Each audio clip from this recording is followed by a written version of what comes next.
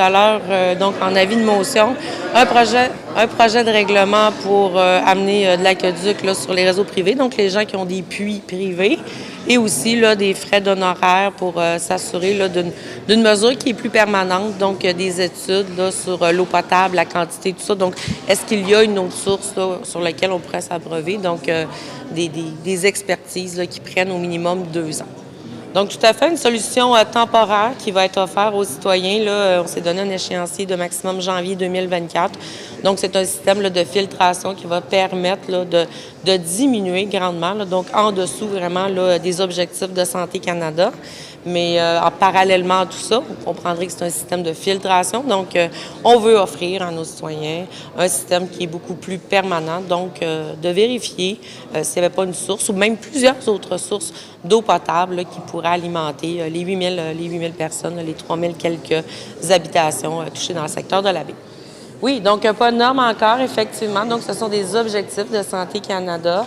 Vous comprendrez qu'on est accompagné dans tout ça avec la santé publique. Donc, c'est pas la Ville qui prend la décision, mais bien là, avec les experts, les docteurs. Donc, une analyse exhaustive de l'eau. Donc, l'eau est potable. Est-ce que j'en boirais moi-même? Tout à fait. Donc, il n'y a aucun problème à ce niveau-là. Est-ce qu'on vise l'excellence et on vise à tendre à diminuer, là, et même en bas des objectifs de Santé Canada, tout à fait. Donc, vraiment, aujourd'hui, un partenariat, hein, puis je tiens à souligner, pour vrai, M. Trudeau, premier ministre, Mme Annan, ministre de la Défense nationale, Pablo Rodriguez, pour vrai, le ministre qui a été d'une aide incroyable, donc qui a accéléré vraiment là, les demandes au niveau fédéral. Par souci d'efficacité comme mairesse, j'ai choisi de déjà enclencher les avis de motion pour une simple et unique raison.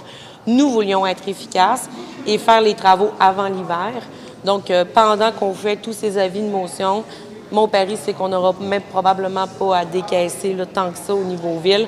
On est en train de négocier là, avec le gouvernement fédéral, de partager les sous. J'aurais pu attendre d'avoir un papier entre les poches et un engagement d'un montant clair, mais ça leur a mis les travaux temporaires en 2024. Donc, j'ai préféré l'efficacité à des chiffres précis pour le moment. Donc, santé publique, hein, comme je vous le dis, aujourd'hui, où on avise, cette date était prévue aussi de façon stratégique parce qu'à la mi-du-mois, avec les délais municipaux, ça nous permet de gagner quasiment un mois là, avec les séances du conseil municipal. Donc, 2 lettres différentes qui vont être envoyées aux citoyens, ceux qui ont des puits privés, ceux là, qui sont sur les réseaux municipaux, un site web qui va être ouvert, un numéro de téléphone. Si les gens ont des questions également, ça nous fera plaisir.